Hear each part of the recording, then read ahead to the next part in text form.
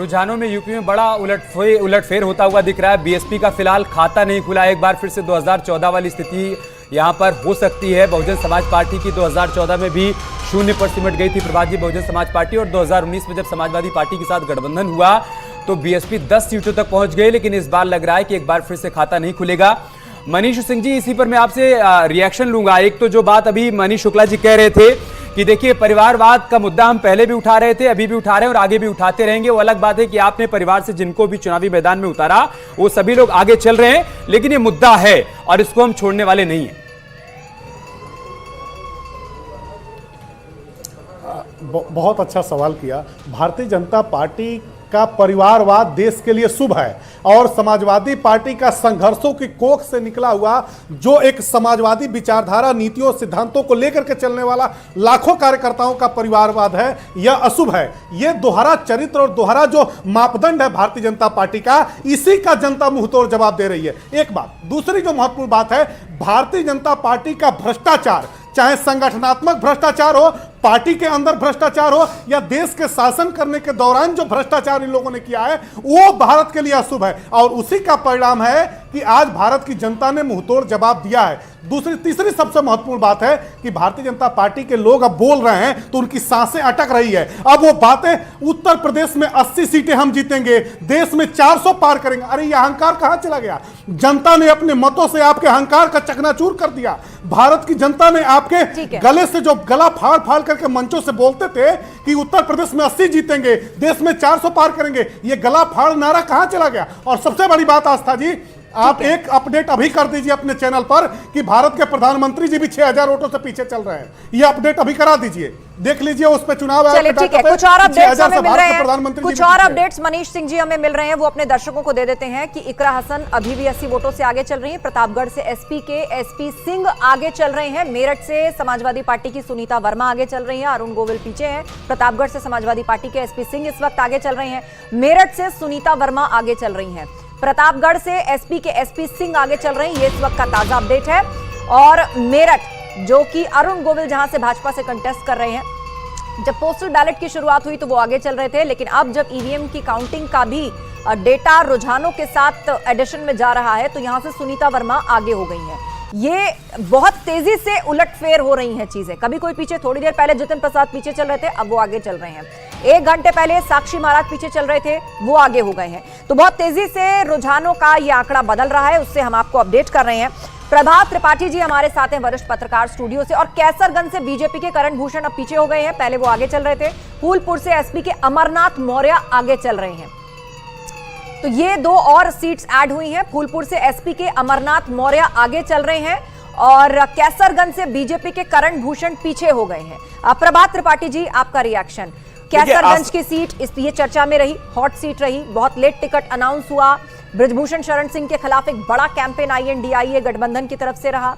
उसके अलावा आप देखिए मेरठ की सीट, इसके चुनाव पर सबकी नजर थी। फूलपुर में कहा गया कि गठबंधन का प्रत्याशी मजबूती से यहां पर चुनाव लड़ रहा है। ये वो सीटें थी जिस पर एक पैरेलल आकलन ये भी साथ में रहा कि क्या ये फंस सकती है, क्या ये फंस सकती है, और बहुत तेजी से इन पर आप देखिए अप एंड डाउन हो रहा है। देखिए आस्था जी, हाँ, मैं एक बात ये कहना चाहूंगा अभी कि किसी भी दल को ज्यादा उत्साहित नहीं होना चाहिए, क्योंकि ये अभी जो रुझान है उसके आधार पर हम समीक्षा कर रहे हैं।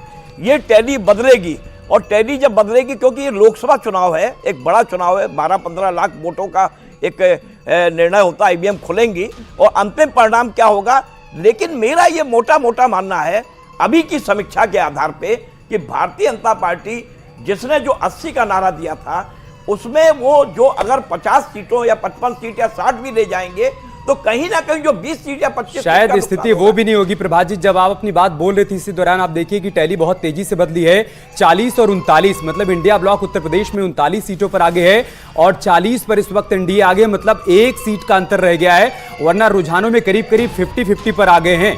नहीं, यही देखिए अमित जी, मैं यही कह रहा हूं कि अगर विपक्ष ने, समाजवादी पार्टी जो पिछले 2 लोकसभा चुनाव से 5 से 6वीं सीट अपनी नहीं कर पा रही थी, अगर उसने उत्तर प्रदेश के अंदर 20-25 सीटें अपनी ले जाने में कामयाबी हासिल की, तो कहीं ना कहीं जो मुद्दे थे, जो अखिलेश यादव ने मुद्दे उठाए थे जनता के बीच में, और वो जैसे कि अभी आपने पेपर लीक का बहुत बड़ा मामला है उत्तर प्रदेश के अंदर, शिक्षक भर्ती का बहुत बड़ा मामला है, तो जो ये लोग मुद्दे उठा रहे थे, और फिर मैं एक बार कहूंगा, अपनी बात पे मैं कायम हूं कि प्रत्याशियों का चयन जिस तरीके से भारतीय जनता पार्टी एक चाणक्य के रूप में जो दिल्ली में लोग काम करते हैं, उन्होंने इस बार जातिगत आधार पे जो टिकट का डिस्ट्रीब्यूशन किया, मेरे हिसाब से जब इसकी समीक्षा होगी मैं इस पे कायम हूं कि भारतीय जनता पार्टी को जो भी डेंट लगेगा वो प्रत्याशियों के चयन की वजह से लगेगा, क्योंकि जनता नाराज इसी बीच बहुत बड़ी खबर मार्केट से आ रही है। सेंसेक्स औंधे मुंह गिरा है, 2300 अंकों की गिरावट दर्ज की गई है। एग्जिट पोल के बाद तकरीबन 2500 तक मार्केट ऊपर गया था,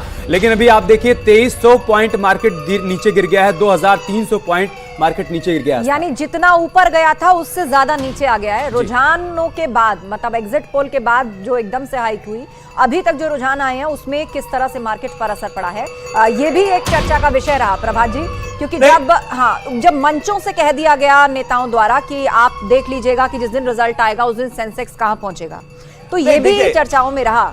देखिए, ये सब चीजें जो सेंसेक्स ऊपर जा रहा है, ये एक स्थायी सरकार जब बनने की संभावना होती है तो वही होता है। तो देखिए, सरकार जो बनने के संकेत हैं वो सरकार तो बनेगी, भारतीय जनता पार्टी की या मोदी की सरकार बनेगी, उसमें लेकिन यहाँ अगर आपने कहा ना भारतीय जनता पार्टी की सरकार, तो यहाँ बीजेपी के जो नंबर्स हैं वो 238 के आसपास दिख रहे हैं। एनडीए हमें 290 दिख रहा है, लेकिन बीजेपी का 238, मतलब प्रभात जी मैं सीधे शब्दों में आपसे सवाल कर रहा हूं, 272 से बीजेपी का नीचे आना, इसके क्या माने? नहीं, चिंता का विषय है। हाँ। लेकिन अमित जी, इसको आप समझिए, अगर भारतीय जनता पार्टी अकेले 230-240 पे भी रुकती है तो कहीं ना कहीं कोई और घटक दल उनके साथ जुड़ सकते हैं। मेरा अपना मानना है कि सरकार तो वो बनाएंगे, क्योंकि कहीं इंडिया गठबंधन उसके, देखिए सबसे बड़ी जो लार्जेस्ट पार्टी होती है उसको ही सरकार बनाने के लिए राष्ट्रपति बुलाएंगे। ऐसी स्थिति में अभी जो रुझान बदलेंगे, टैली बदलेगी, और देखिए बदल भी रहा है। मेरठ से अरुण गोविल फिर से आगे हो गए, थोड़ी देर पहले वो पीछे चल रहे थे, वो आगे हो गए। नहीं, आगे देखिए आशा जी, आगे पीछे चलता रहेगा, लेकिन जो मोटा मोटा आंकड़ा आ गया है कि भारतीय जनता पार्टी